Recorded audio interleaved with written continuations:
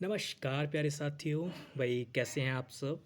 I hope कि सब एकदम बढ़िया होंगे और बहुत ही शानदार तरीके से अपनी तैयारी कर रहे होंगे। तो चलिए मेरे प्यारे साथी, एक बेहतरीन सी वीडियो की हम लोग शुरुआत करते हैं। देखो, आज की जो हमारी क्लास रहने वाली है, इस क्लास में हम कोई चीज़ पढ़ने वाले नहीं हैं।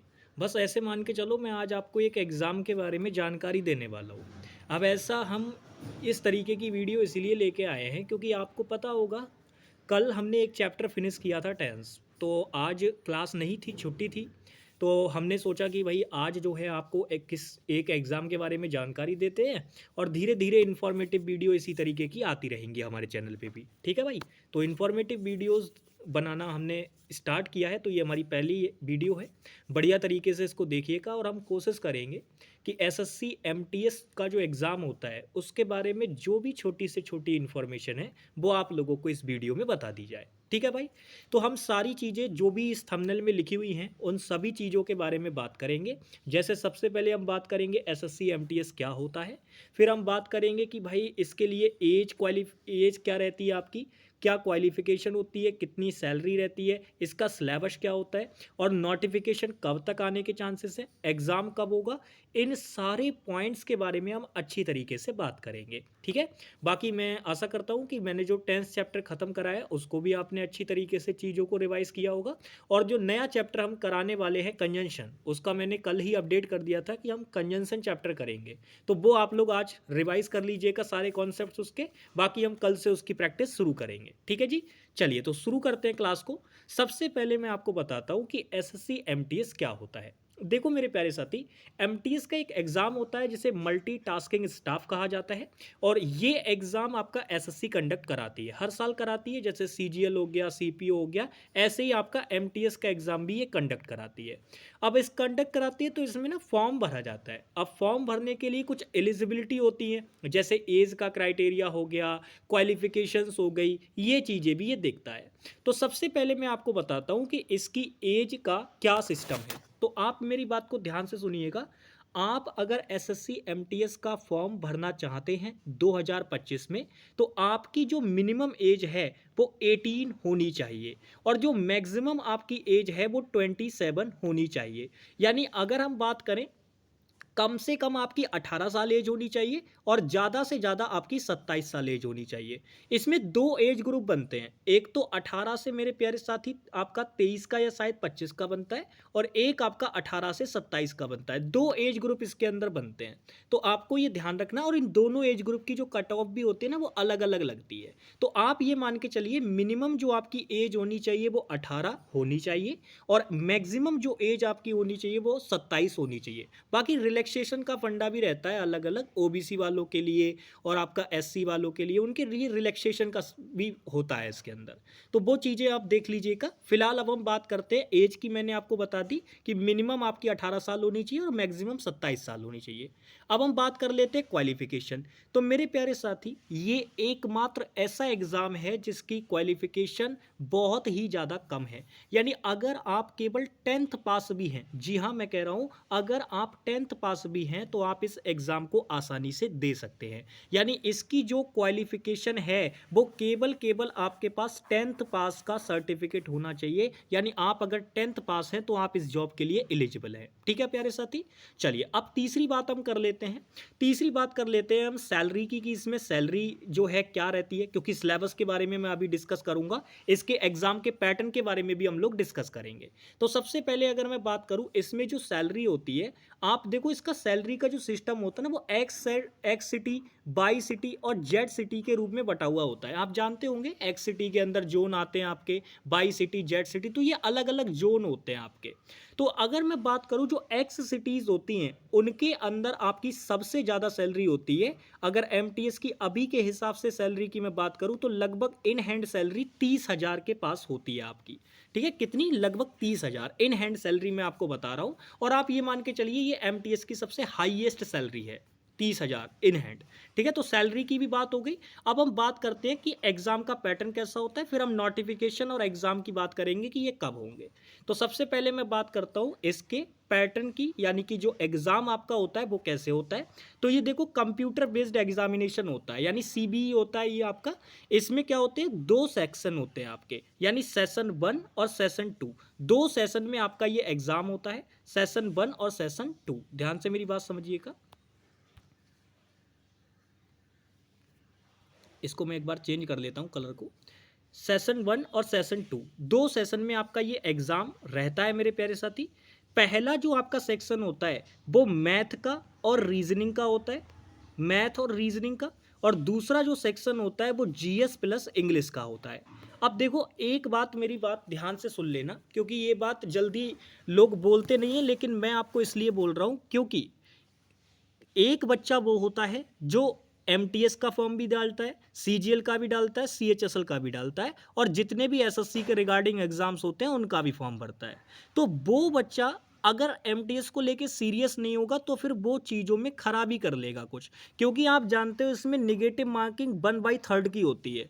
तो मैं आपको जो बात बता रहा हूँ वो बात केवल वो स्टूडेंट बहुत ज़्यादा ध्यान से सुने जो केवल एसएससी एमटीएस की ही जॉब लेना चाहते हैं, मतलब वो और कोई फॉर्म डालेंगे ही नहीं, सिर्फ एसएससी एमटीएस का डालेंगे।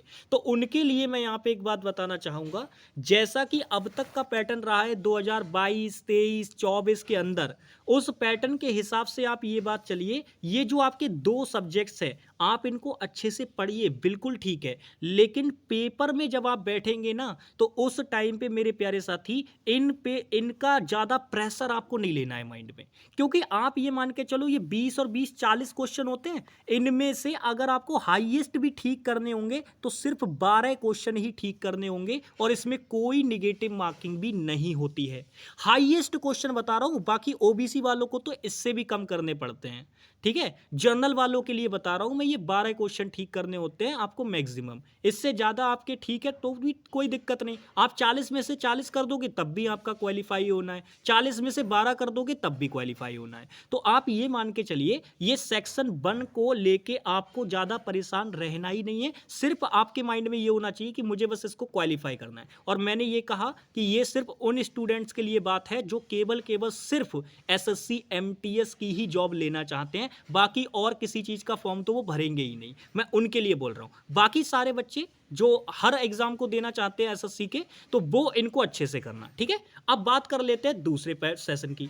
दूसरे सेशन में देखो आपका क्या होता है, जनरल अवेयरनेस यानी जीके और आपकी इंग्लिश, इनके 25-25 क्वेश्चन पूछे जाते हैं, यानी कि आपके टोटल क्वेश्चन जो होते हैं वो 50 क्वेश्चन होते हैं। याद रखना सेशन 1 क्वालिफाइंग नेचर का होता है, यानी इसमें आपको कोई भी नंबर वैसे खास आपका ऐड नहीं होगा, जो मेरिट आपकी बनती है, जो लिस्ट आपकी लगती है वो लगती है इन 50 क्वेश्चन के बेस पे। अब ये 50 क्वेश्चन, एक क्वेश्चन 3 नंबर का होता है, तो ये जो मेरिट आपकी लगती है वो 150 नंबर में से लगती है। और फिलहाल अभी आप 2024 की अगर कट ऑफ देखोगे तो 2024 में आपकी अगर नॉर्मली मैं आपको बताऊं तो जिस बच्चे के 120 थे, नॉर्मलाइज्ड स्कोर 120 तक रहा है, तो वो बच्चा आपका सेलेक्ट कर गया है। 120 मैं बता रहा हूँ, इसके आसपास ही का एरिया था, 120 25 ऐसे था, 25 तक था आपका। ठीक है, तो ये चीज़ ऐसा नहीं है, हाईएस्ट नहीं गई, मैं ये लोएस्ट वाली बता रहा हूँ, 120 से 125 की रेंज में था। ठीक है, तो आप ये मान के चलिए कि भाई जब नंबर ऑफ वैकेंसीज ज़्यादा आती है तो एमटीएस की कट ऑफ उतनी ज़्यादा नहीं जाती, फिर नॉर्मली कट ऑफ जाती है। तो आपको केवल ये 2 जो सब्जेक्ट हैं, इंग्लिश और आपका जीके, इन पे बहुत ज़्यादा मेहनत करनी है, और आपकी मैथ और रीजनिंग, इनको लेके परेशान नहीं होना है। आप नॉर्मल चीज़ें भी तैयार करके जाएंगे तो आपका काम हो जाएगा पेपर के अंदर। ठीक है भाई, तो अब मैंने आपको पेपर का पैटर्न बता दिया, अब हम बात कर लेते हैं इसके सिलेबस की। तो भाई देखो, मैथ, रीजनिंग, इंग्लिश और आपका जीएस, मैं चारों के सिलेबस बता देता हूँ। देखो भाई, जैसा ये सिलेबस यहाँ पे लिखा हुआ है, इनमें इसने बता दिया है कि भाई इंटीजर्स हो गए, होल नंबर हो गए, एलसीएम एचसीएफ हो गया, decimal, fraction, relation between numbers, fundamental arithmetic, operation, BODMAS, percentage, ratio and proportion. यानी आप ये मान के चलो सिलेबस तो सारे एसएससी एग्जाम्स का, चाहे वो इंग्लिश का देख लो, रीजनिंग का उठा लो, ये सब सेम ही है, कोई डिफरेंस नहीं पड़ेगा। बस वो मैंने आपको दिखाने के लिए मैंने इसमें ऐड कर दिया है, बाकी सारे के सारे वही है। आप देखो ये सिंपल इंटरेस्ट हो गया, एवरेज हो गया, इनवर्स प्रोपोर्शन हो गया, टाइम एंड डिस्टेंस हो गया, ठीक है, टाइम एंड वर्क हो गया, ये सब कुछ वही है लॉट फेयर के, प्रॉफिट एंड लॉस हो गया, तो सब कुछ वही चीजें आपको देखने को मिलेंगी। ठीक है भाई, आ जाओ। अच्छा, अब रीजनिंग की बात कर लेते हैं। देखो रीजनिंग में अगर आप देखोगे तो आपका अल्फा नंबरिक सीरीज हो गया, कोडिंग डिकोडिंग हो गया, एनालॉजी हो गया, ठीक है, फॉलोइंग डायरेक्शन हो गया, सिमिलैरिटीज हो गया, सिमिलैरिटीज एंड डिफरेंसेस। तो ये बस आपको यही चीजें हैं, और तो ज्यादा खास नहीं है। जैसे जंबलिंग करना हो गया, ठीक है, प्रॉब्लम सॉल्विंग एंड एनालिसिस हो गया। नॉन वर्बल रीजनिंग में अगर आप देखोगे तो वो डायग्राम बेस्ड पूछी जाती है, ठीक है। और अगर हम बात करें, एज कैलकुलेशन पूछ लेता है, कैलेंडर पूछता है और क्लॉक पूछता है। ये आपका रीजनिंग का सिलेबस है। अब हम बात करते हैं जनरल अवेयरनेस यानी कि जीएस का। देखो जीएस एक ऐसा पार्ट है, इसमें इसने सीधे सीधे बोल दिया हिस्ट्री। तो हिस्ट्री मतलब हिस्ट्री हो गई। अब आप ये मान के चलो, इसने यहाँ पे सिलेबस में सीधे सीधे लिखती है एसएससी कि अप टू 10th स्टैंडर्ड यानी 10वीं क्लास तक जो भी पढ़ाया है आपको, चाहे वो हिस्ट्री के अंदर, जियोग्राफी के अंदर, आर्ट एंड कल्चर के अंदर, सिविक्स के अंदर, इकोनॉमिक्स के अंदर और जर्नल साइंस एंड इन्वायरमेंट, तो जो आपने 10वीं क्लास तक पढ़ा है वही पूछा जाएगा। पर एसएससी इसको फॉलो नहीं करती, ये बात याद रखना। एसएससी का जो मन करता है वो पूछ लेती है सीधे सीधे उठा के। आप जीएस का देखोगे ना, आप जीएस की सेट देखना उठा के जो एसएससी में पूछे अब तक एमटीएस के अंदर, क्वेश्चन इतने इतने बढ़िया लेवल के मिल जाएंगे कि कुछ पूछो मत। तो वो सारी चीज़ें फिलहाल आपको मैंने सिलेबस बता दिया है कि सारे के सारे सब्जेक्ट जैसे हिस्ट्री हो गया, जियोग्राफी हो गया, आर्ट एंड कल्चर हो गया, सिविक्स हो गया, इकोनॉमिक्स हो गया, ये सब वो मांगती है 10th स्टैंडर्ड तक का आपका पढ़ा हुआ होना चाहिए। अब इंग्लिश के अंदर तो भाई देखो, इंग्लिश के ही हम टीचर हैं तो इंग्लिश के बारे में तो हम अच्छे से बताएंगे। भाई इंग्लिश के अंदर इसने बोला वोकैबुलरी, तो वोकैबुलरी के अंदर आपकी जो भी चीज़ें आती हैं, चाहे वो एंटोनियम हो गए, सिनोनियम हो गए, ईडियम्स हो गए, चाहे वो आपके अगर हम बात करें वन वर्ड सब्स्टिट्यूशन हो गए, तो ये सारी चीज़ें, और आप जानते हो ये अपने आप में एक समुद्र जैसी चीज़ है। तो बस आप ये मान के चलिए, जो आपका स्टैंडर्ड वोकैबुलरी है उतनी एटलीस्ट आपको तैयार रखनी होगी। अच्छा, ग्रामर के अंदर कंप्लीट ग्रामर आ जाती है, सेंटेंस स्ट्रक्चर से क्वेश्चन पूछ लेता है, मैंने बहुत अच्छे से सारी चीज़ें बताई हुई हैं आपको। सिनोनियम्स, एंटोनियम्स अभी मैंने बताया, और इनके करेक्ट यूसेज भी पूछ लेता है। तो यही सारी चीज़ें हैं। अच्छा, बाकी कॉम्प्रिहेंशन वाला पार्ट होता है। कॉम्प्रिहेंशन के अंदर जैसे अगर हम बात करें तो आपका इसके अंदर क्या आता है, पैरा जंबल के क्वेश्चन आते हैं, सेंटेंस जंबल के क्वेश्चन आते हैं, और इसके अंदर ही अगर हम बात करें तो आपका क्लोज टेस्ट आता है, और इसी के अंदर एक चीज़ और हम बात करें तो रीडिंग कॉम्प्रिहेंशन वाला पार्ट भी इसी के अंदर आता है। तो ये 3-4 चीज़ें होती हैं। फिलहाल रीडिंग कॉम्प्रिहेंशन के जो क्वेश्चन होते हैं वो एमटीएस में बहुत ही कम पूछे जाते हैं, क्लोज टेस्ट ज़्यादा पूछा जाता है। मैं ये नहीं कह रहा पूछे नहीं जाते, पूछे जाते हैं लेकिन कम पूछे जाते हैं, ठीक है, तो ये ध्यान रखिएगा। तो मैंने सिलेबस बता दिया आप लोगों को। अगर हम यहाँ से बात करें तो मैंने देखो आपको ये बता दिया, मैंने सिलेबस भी बता दी, क्वालिफिकेशन भी बता दी और सैलरी भी बता दी। अब सबसे इंपॉर्टेंट चीज़ कि भाई एसएससी एमटीएस के बारे में हमने सब कुछ जान लिया। अब हम बात कर लेते हैं कि भैया नोटिफिकेशन कब आने वाला है और एग्ज़ाम हमारा कब तक होगा। तो आ जाइए, मैं इसके बारे में भी आपको बता देता हूँ।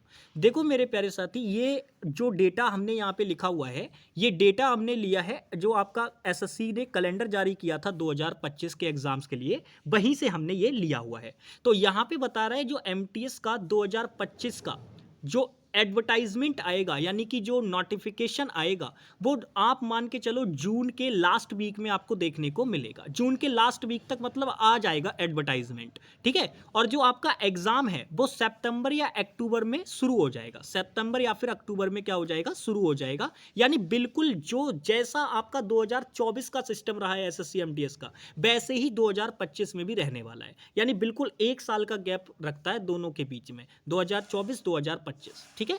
समझ में आ गई बात। तो आपको आई होप सारे सवालों के जवाब मिल गए होंगे कि भाई ये एसएससी एमटीएस क्या है, सारी इसकी जानकारी की क्वालिफिकेशन क्या चाहिए होती है, सैलरी क्या रहती है, सिलेबस क्या होता है इसका, एज क्या होती है, और मैंने आपको ये भी बता दिया कि भाई इसका नोटिफिकेशन कब तक आने के चांसेस है और एग्जाम आपका कब होगा। तो सारी जानकारी मैंने आपको इस वीडियो में एसएससी एमटीएस एग्जाम के बारे में दे दी है। आशा करता हूं कि आपको ये इंफॉर्मेटिव वीडियो पसंद आई होगी। बाकी मैं आप लोगों के लिए इसी प्रकार की इंफॉर्मेटिव वीडियो जैसे ही मुझे स्टडी से हटके थोड़ा सा भी टाइम मिला करेगा तो मैं लाऊंगा, ठीक है।